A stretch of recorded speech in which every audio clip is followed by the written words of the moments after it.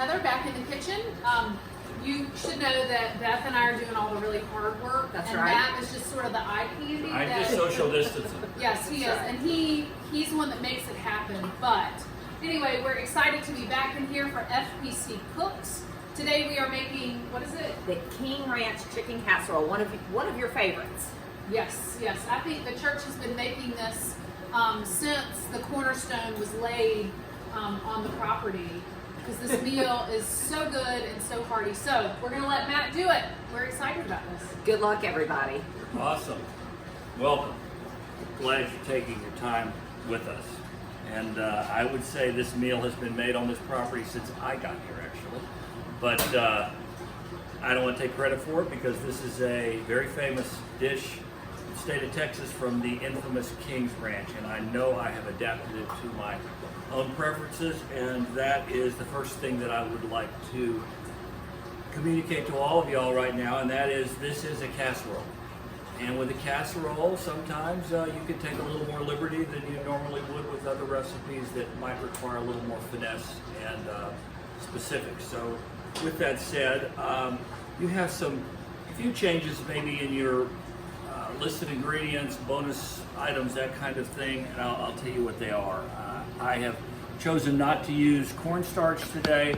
I am able to use an ingredient that actually improves the flavor and the texture, which is masa de harina, masa flour. So that goes in a little bit later.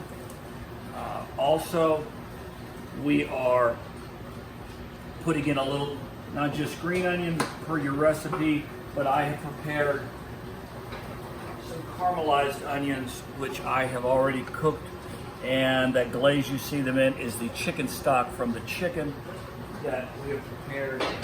So those are your primary bonus items, except instead of buying Rotel tomatoes, I make my own Rotel tomatoes with garlic, jalapeno, chilies, and petite diced tomatoes. And jalapenos out of a jar. I believe the dish with that is spicy enough, so this is my homemade salsa. I put on the border salsa for you so it would be easier. So far we have chosen not to use the salsa. We think it is spicy enough. So those are the major changes I've seen, with the exception, I added a little bit of our homemade rub. We make this rub ourselves. One of the most famous chefs in the world took this exact recipe from me personally, added dry thyme to it, and now he makes millions of dollars on it. And I'm cooking at the church. So anyway, with that said, let's get right to work. I'm going to go get a new pot and pan. Now, this dish, the way we do it is a little unusual, because instead of starting out normally like we would sauteing something, we start out heating our liquids. And primary liquid this is made of and made from is chicken stock, fresh chicken stock. I hope yours will look like this someday, but as you can see how gelatinous that is. The key to making chicken stock that gelatinous, which changes your entire texture and flavor for the good, by the way, is you need to use 3 or 4 times as many chicken bones as most recipes would tell you to make your stock. And instead of cooking it for an hour, you need to cook it for at least 2 hours. It's that large ratio of bones to liquid that turns this product, this gelatinous. So we're going to pour this right in the pot to start. We have other ingredients such as the cheese, and I have 2 kinds of cheese. I have a mixture of shredded cheddar, shredded finely with a little bit of Monterey Jack in there, and then I have regular cheddar. One doesn't perform any better or worse than the other. It's just that's what we had around, and I would mention again with a casserole, if that's what you have around, feel free to take license. A little bit of sausage here, we're going to dice up. It's a good time to put it in. This is already cooked, so it did not have to go in at the beginning. Primarily just for a little extra flavor. Actually, it's very little sausage. So let's put that right in right now. Get our spices ready to go in. A little garlic. Touch of cumin. Very strong cumin, can be very overpowering. I would use less and not more. Touch of our famous Vintage House rub. And as another little bonus, I put a touch of dark chili powder in. Once again, a very dominating flavor, so we use very little. In we go. And now once again, it is time to take a short break for hand washing. Right back. Now, how about the green onions? Let's put that in. We're going to whisk up our mixture so it doesn't stick or burn. Like going a little bit of caramelized onion, which we will save for later, because we're going to make some salad dressing also.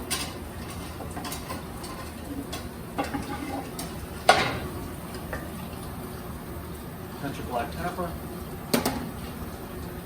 pinch of salt. Off we go again. We're going to dice up the cilantro and go ahead and get it going so we get that flavor in there. We'll add the chicken very close to the end. That's important. You want your chicken already cooked if possible, but you don't want to cook the chicken to death. It starts to shred, starts to break up, and where you can't even find it. I'm going to go ahead and add our corn in there now.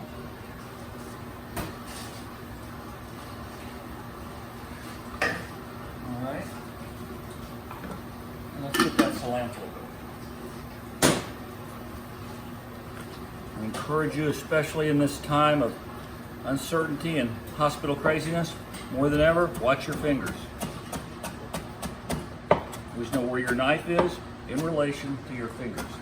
I get down farther into the head of cilantro. I get a little closer to the stems now. If they're not too thick, I really like the stems. But you cut the stems very, very finely.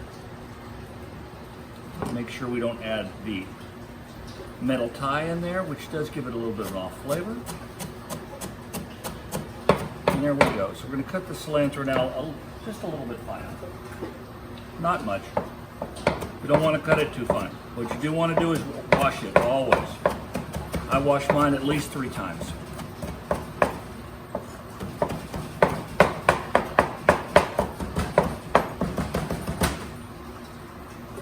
All right, here we go. In we go.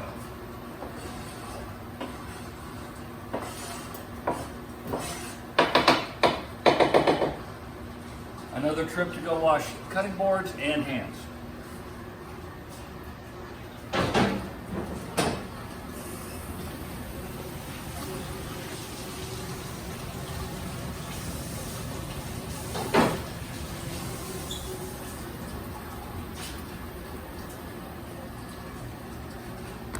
Looking over our ingredients again, making sure we didn't forget anything.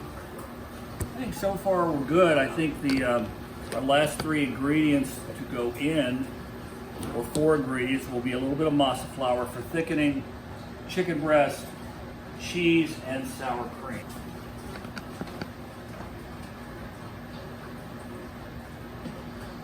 And we can prepare our chicken. And prior to doing that, we'll check on our mixture.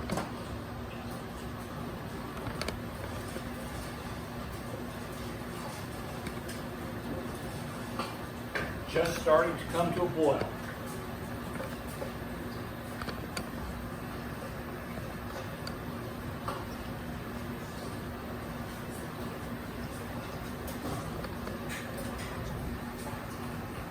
Once again, we will attempt to keep the chicken breast in fairly large pieces.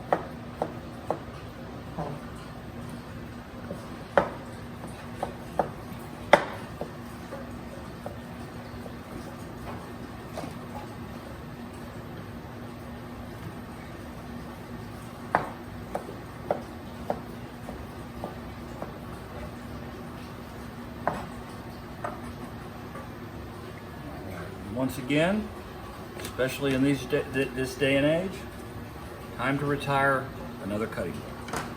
And wash hands.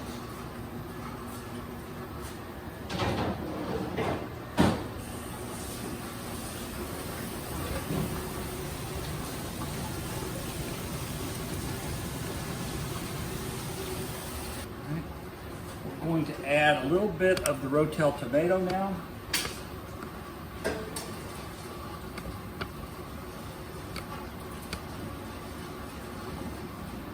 A little more heavy cream. Actually, be balanced in our cooking. How about that?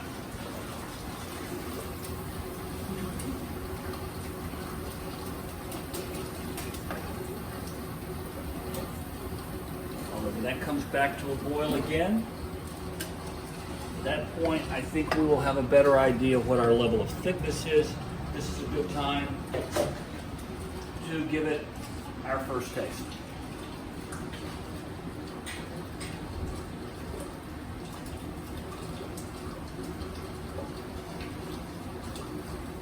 Wow.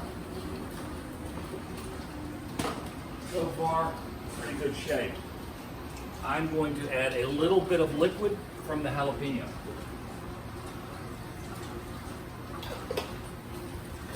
Say that's probably 1.5 ounces. But this being a casserole, quantities are not always exact.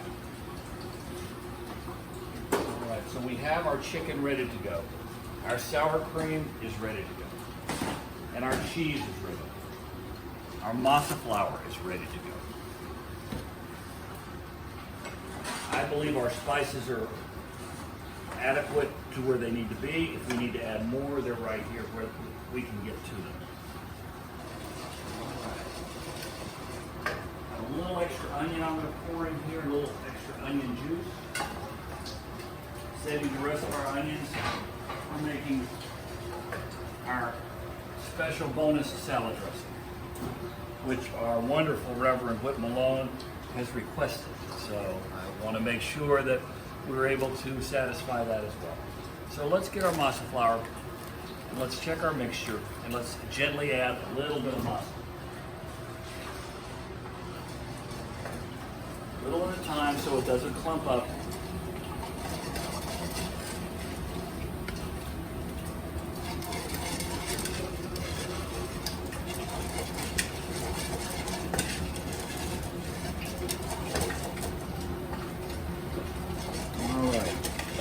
Going by the thickness rather than measuring. You want it to be the thick sauce consistency. That should do it right there. So we're only going to let this continue to boil for a very short period of time. It's almost time to add the chicken and the other ingredients.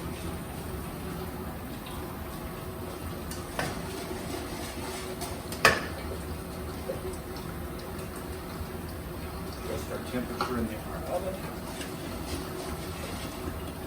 All right, I have completely cut the flame.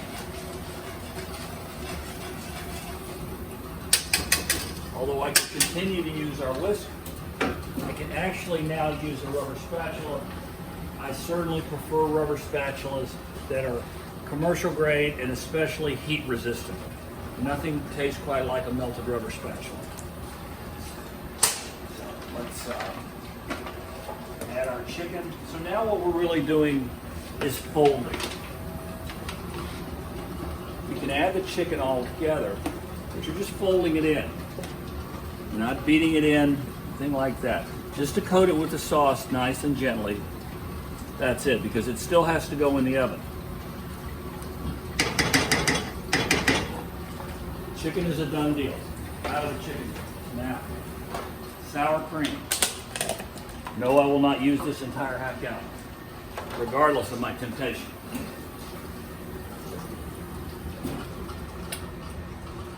Once again, it gives you a very nice flavor, nice texture, cannot be duplicated, anything else. We're going to fold that in as well. Don't want to whip it in, it wouldn't hurt the sour cream to do that, but it wouldn't do the chicken any good. Nicely, gently folded. All right. Now, I'm just going to make a lot. Tends to never go to waste. Works well with our FPC guacamole. All right. Cheese. May just use this mixture of cheese. May not get into the other. We'll start just once again folding the cheese. And the thing to remember, I don't know if I mentioned it earlier. If I did, I don't need to be redundant, about the cheese and the sour cream. It's a myth that it thickens it. It does not. It technically should not thicken it or thin it. It should just affect the flavor and the texture, but not for thickening or thinning purposes. So, point being, however you have that sauce, the thickness you have that sauce, when you start adding the sour cream and the cheese, is the thickness of that sauce that you should expect throughout this process. I think we are done.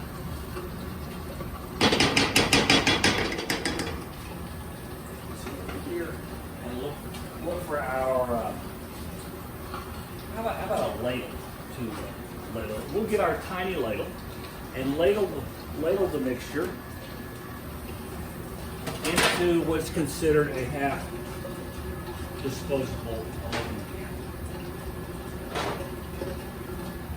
This size pan would feed a family of 8 very nicely, or 2 families of 4, 4 families of 2, or 8 families of 1.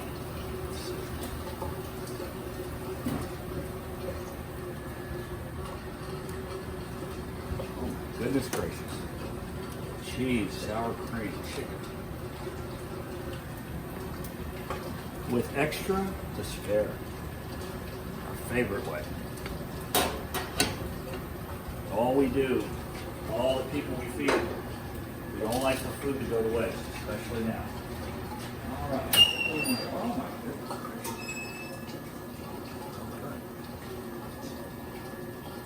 A finished product. It's about to come out of the oven. You could put breadcrumbs on top of it, but I think it's overkill.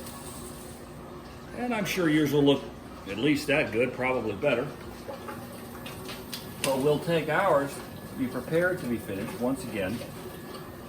Set it on our table. Get our lid. You can use aluminum foil, or you can use a pan that has a reasonably tight fitting lid. Once again, most important thing, don't hurt yourself. Stay safe. All right, in the oven we go. Let's say 20 to 25 minutes, 350 to 375 degrees, and yours will be magic. And that's it. King Ranch Chicken compliments the First Presbyterian Church. We miss you all. Thank you.